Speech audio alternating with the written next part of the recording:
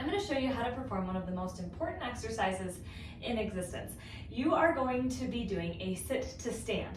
So it's exactly what it sounds like. You're going to sit down and stand back up again. I'm going to show you how to make sure that you are performing this sit to stand motion with good form to make sure that you are building strength evenly on both sides of your body and able to engage your core and move with health. So we are going to stand with feet hip width distance apart. So I'm going to find my hip bones and I'm going to make sure that my feet are right underneath my hips.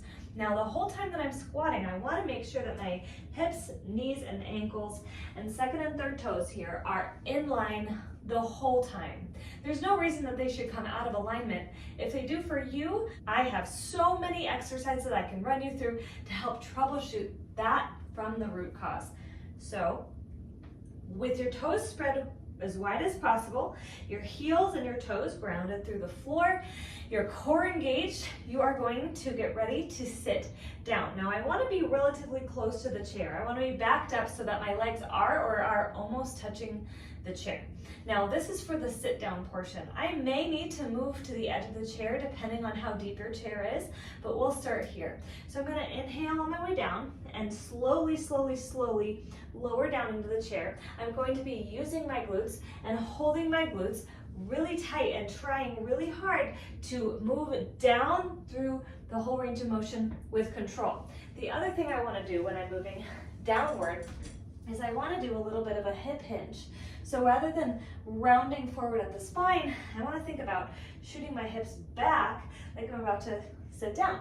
So I'm going to engage my core, inhale, come all the way down with control as much as possible, and then I can sit down and try to keep that control all the way down to the chair. So in order to stand back up now, I want to think about all four corners of my feet grounded through the floor.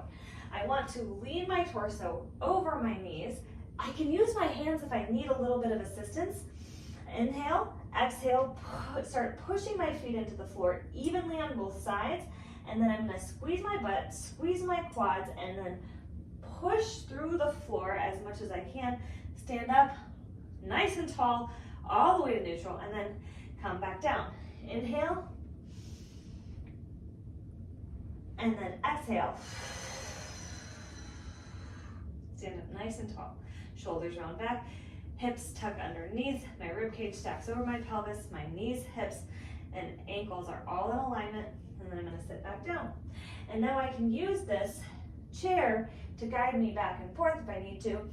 I can play with how far I am towards the edge of the chair, and this will be dependent on your personal chair and how deep it is, how squishy it is, how low it is, all those kinds of factors.